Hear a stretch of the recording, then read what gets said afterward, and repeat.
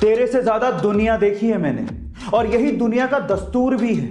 अपनी औकात से ज्यादा बड़े सपने नहीं देखने चाहिए, और तेरे सपने तेरी सच्चाई से मेल नहीं खाते।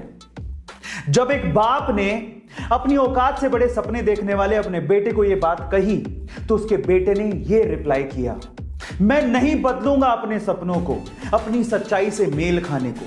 मैं बदलूंगा अपनी सच्चाई को ताकि वो मेरे सपनों से मेल खाएं। गाइस, आपके सपने और आपकी औकात आपकी सोच पे डिपेंड करती है। आप कहां से आए हो उस पे डिपेंड नहीं करती। तो इसलिए बड़े सपने देखो और उसे पूरा करने के लिए अपनी जी जान लगा दो। नायक मूवी में एक दिन का सीएम वाला मजेदार कॉन्सेप्ट तो आपने जरूर देखा होगा। सिर्फ एक दिन के लिए सीएम बन के देखो।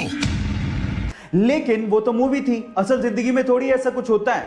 अगर आप भी मेरी तरह कुछ ऐसा ही सोचते थे तो 24 जनवरी 2021 को जो हुआ उसने हम दोनों को गलत साबित कर दिया। जी हां गाइस, इसी दिन हरिद्वार की 19 वर्षीय सृष्टि गोस्वामी को उत्तराखंड का एक दिन का सीएम बनाया गया। 24 जनवरी को ही क्यों? क्योंकि इसी दिन नेशनल गर्ल चाइल्ड डे था और उसी को सेलिब्रेट करते हुए ऐसा किया गया।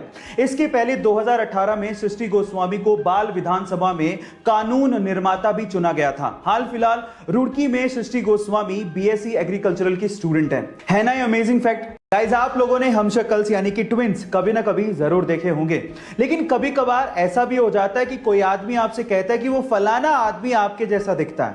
हुआ होगा कभी ना कभी ये भी। लेकिन अगर लिटरली आप लोग अपने जैसा कोई ट्विन ढूंढना चाहते हैं तो एक वेबसाइट है जो आपकी इसमें मदद कर सकती है। वो वेबसाइट है www.twinstrangers.net।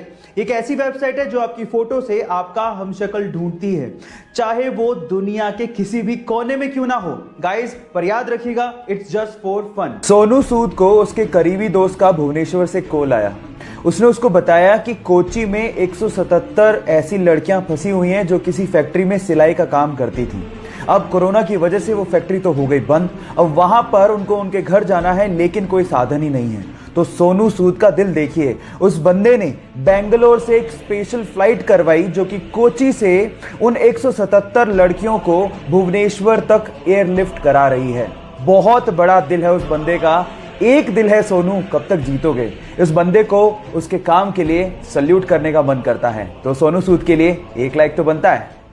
दुनिया के सबसे साफ देशों की बात की जाए तो उसमें सिंगापुर सबसे ऊपर आता है। इसके पीछे का कारण क्या है मैं आपको बताता हूं। वहां पर गंदगी फैलाना एक संगीन अपराध माना जाता है और उसकी सजा आपको तुरंत ही मिल जाती है, और इसी वजह से वहां पर च्युइंगम चबाना भी अपराध माना जाता है।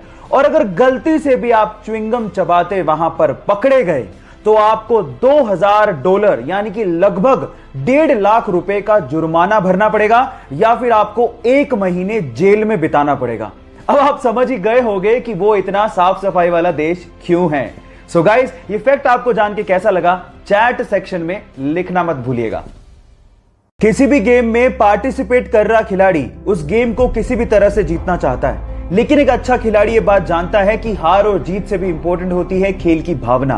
कुछ ऐसा ही हुआ एक टेनिस के मैच में। जब टेनिस खेल रहे खिलाड़ी को अचानक से इंजरी आ गई तो उसके ओपोनेंट यानी कि उसके खिलाफ खेल रहा खिलाड़ी भागता हुआ बिना हिचकिचाहट के उसके पास आता है और उसकी मदद करने लगता है। ये देखकर सारे दर्शक उस खिलाड़ी के लिए तालियां बजाना शुरू कर देते हैं। देखिए इस वीडियो में।